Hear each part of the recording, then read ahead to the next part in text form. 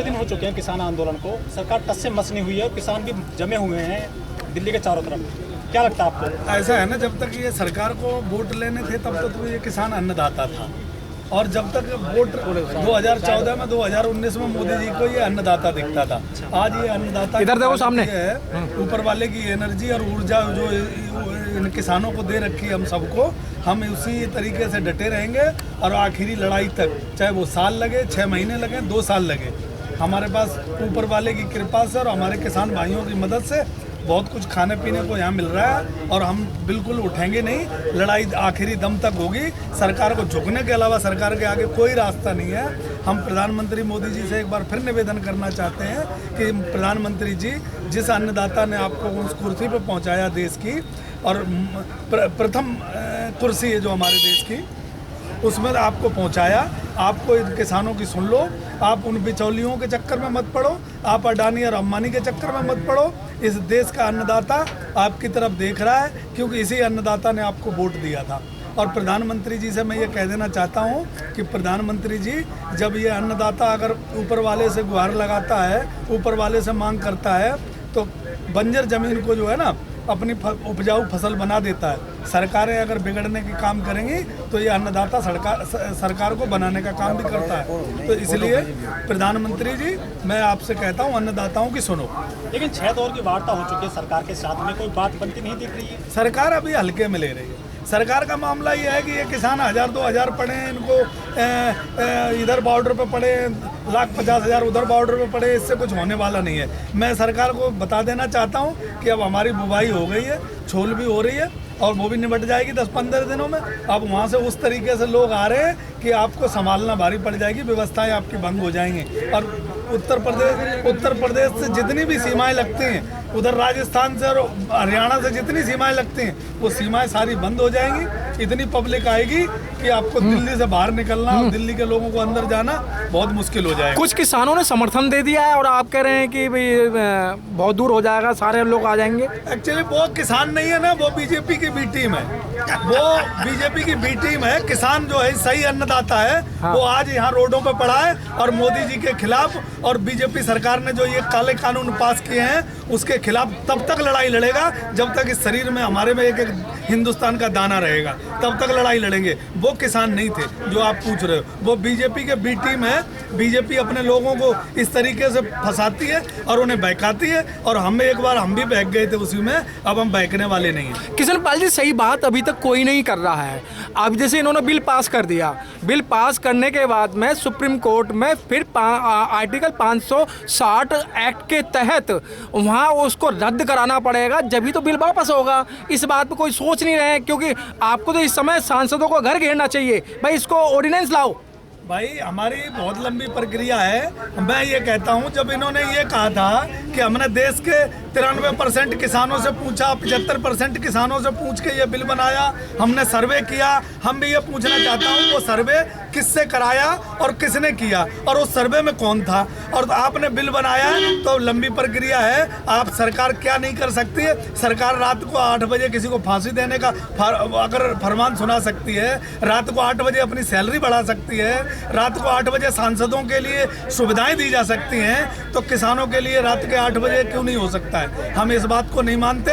हमें कोई ज़रूरत नहीं है। हमें जैसे आधी रात पे इन्होंने उद्योगपतियों के लिए कानून पास किया, संसद को चलाया सुचारू रूप से, और जब तक काला कानून दोनों सदनों में पास नहीं हो गया, इनका सांसद भंग नहीं हुआ। मैं इसी तरीके से यहाँ बैठा हूँ। हमारा भी ये सांसद है, हमारा हुक्का और हमारी टोपी, हम इसे लोकतंत्र मानते हैं। इसे हम हिलने नहीं देंगे, चाहे कुछ भी हो, जब तक ये कानून नहीं वापस लेंगे। और नहीं तो हमारी एमएसपी का हमें कानून दें, उसके बाद हमसे बात करें। जिनको आपने जिताकर भेजा, जो मेंबर ऑफ पार्लियामेंट हैं, सांसद हैं, क्या उनका दायित्व नहीं है? क्या आप उनसे नहीं पूछेंगे कि भाई आप हमारे साथ हो क्यों रहा है ऐसा? मामला ये था भैया, आप जो कह रहे हो वो मामला ये था कि हमने मोदी जी को वोट दिया था, हमने सांसदों को वोट नहीं दिया था। सांसद हमारे इतने निपुण सिंह निकल जाएंगे ये सोचा नहीं था, क्योंकि उनकी भी गलती नहीं है। वोट हम किसानों ने मोदी जी के चेहरे पे दिया था, और मोदी जी से ये उम्मीद की थी कि मोदी जी गरीबों के मसीहा हैं, गरीब माँ के बेटे हैं, गरीब परिवार से आते हैं, हैं, इन्होंने बचपन में चाय बेची, तो चाय वाला आदमी किसानों की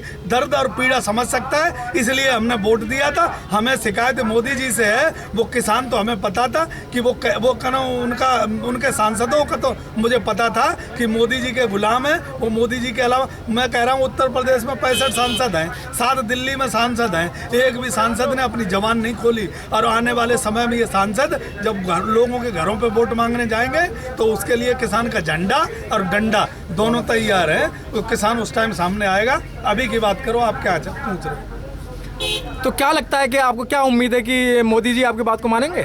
मोदी जी नहीं मानेंगे। मोदी जी क्यों नहीं मानेंगे? मोदी जी ने हमसे ही तो वोट लिया था, मोदी जी ने हमसे ही तो वादा किया था कि आपके बच्चों को 2 करोड़ रोजगार देंगे, आपको 2 करोड़ रोजगार देंगे, आप हवाई चप्पल पहनते हो, मैं हवाई जहाज पर बैठाऊंगा, आपको रेलवे में सुविधाएं हैं, असुविधाएं हो रही हैं, हम सुविधाएं देंगे। हमसे कहा था कि नोटबंदी करने के बाद कहीं कोई आतंकवाद नहीं होगा, कहीं कोई नहीं होगा। वो बहुत सारी बातें हैं भैया, लेकिन मैं बात करना चाहता हूं कि अन्नदाता आज रोडों पर उतरा है, तो ये अन्नदाता कहीं ना कहीं कोई फैसला करके उठेगा, ऐसे उठेगा नहीं। या तो मोदी को झूला लेके मोदी जी को गुजरात भेजेगा, और या ये सरकार को हमारी बात माननी पड़ेगी।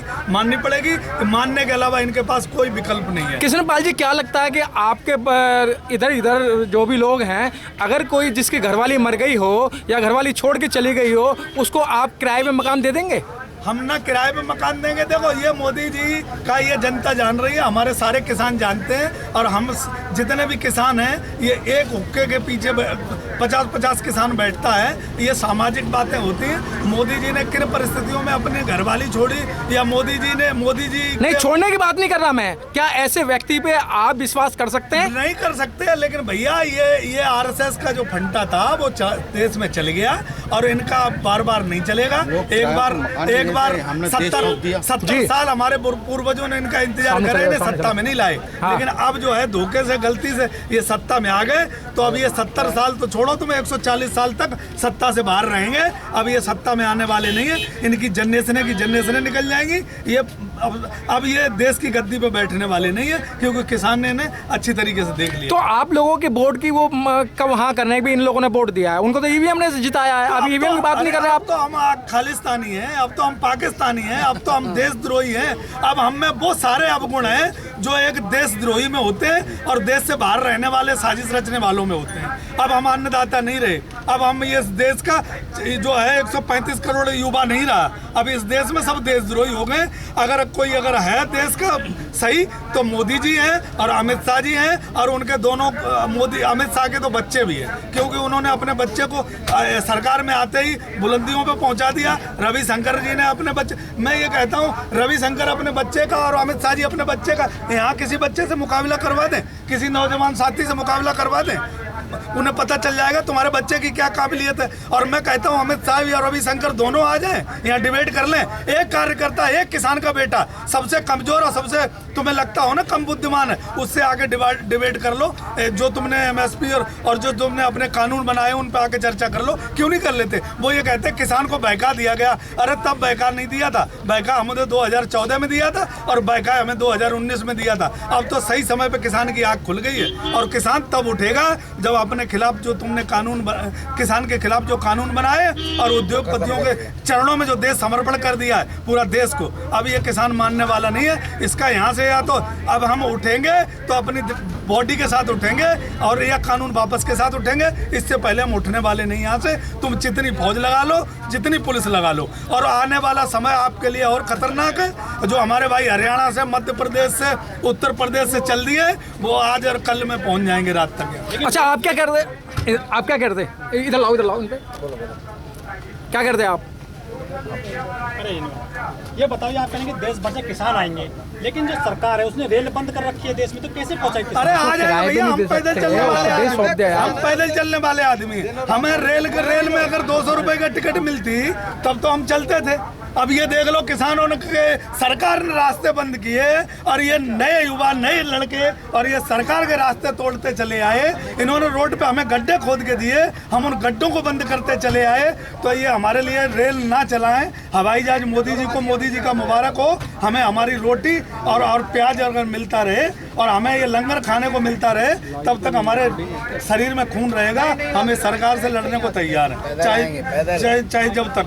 गणतंत्र दिवस आ रहा है तो आपकी कुछ बनने रणनीति? गणतंत्र दिवस आ रहा है, ये जो पगड़ी वाले हमारे युवा हैं और जो टोपी वाले किसान हैं, इनकी अब की बार 26 जनवरी पर अगर परेड नहीं करा दी तो हम भी किसान के बेटे नहीं है। अगर अभी आने दो तुम गणतंत्र दिवस पर मोदी जी अब की सलामी अगर लेंगे और मानव महिम राष्ट्रपति जी सलामी लेंगे तो इन युवाओं की लेंगे, जो पगड़ी वाले और टोपी वाले हमारे युवा हैं उनकी सलामी लेंगे। और ये देख लेना तुम, आने वाला 26 जनवरी पे हम भी यहीं रहेंगे और आप भी यहीं रहोगे। इनको पता चल जाएगा कि गणतंत्र दिवस कैसा मनाते हैं। अगर किसान का इन्होंने मन नहीं बात मानी, परेड करके समस्या हल हो जाएगी आपकी? अरे समस्या हमें कहाँ जाना है? मैं कौन सा बेड छोड़ के आया हूँ? मैं 5 स्टार होटल छोड़ के आया हूँ, मैं एसी छोड़ के आया हूँ। मुझे तो यार योगी जी ने सड़क खेत में बिठा दिया, अब मोदी जी ने हमें फुटपाथ पे बिठा दिया। भाई हमारी जिंदगी भी कट जाएगी तो हमें कोई दिक्कत नहीं है यहाँ। नहीं, आप कह रहे हैं कि हम परेड करेंगे वहाँ पर, तो परेड करने से क्या समस्या? परेड करने से समस्या सॉल्व नहीं होगी, यहाँ बैठने से होगी। जैसे वो कहेंगे वैसे होगी, वैसे समस्या हम अपना गणतंत्र दिवस मनाएंगे, वो मोदी जी का गणतंत्र दिवस नहीं है, वो देश का गणतंत्र दिवस है।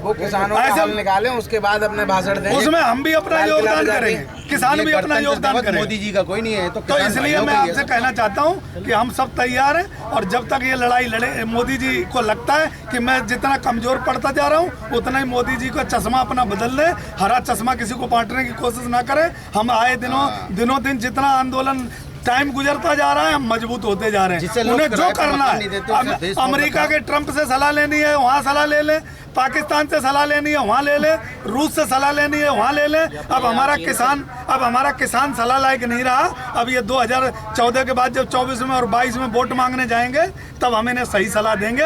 अभी हम यहाँ अड़े रहेंगे और डटे रहेंगे और अब जब तक नहीं उठेंगे, जब तक हमारी मांगे नहीं मानी जाती। और मांग में हम उनसे ताजमहल नहीं मांग रहे, हम उनसे लाल किला नहीं मांग रहे, हम देश की कोई उनसे और चीज़ नहीं मांग रहे जो उन्होंने अडानी और अंबानी को दे दी। मैं ये कह रहा हूँ, इस किसान को तुमने जो अडानी और अंबानी के चरणों में बेच दिया है वो हम नहीं होने देंगे। हमारा MSP हमारे लागू करो और जो 3 काला कानून पास किए हैं तुमने उनको वापस लो। जिसे हम देश किराए पे मकान नहीं देना चाहते, हमने आज देश सौंप दिया पूरा।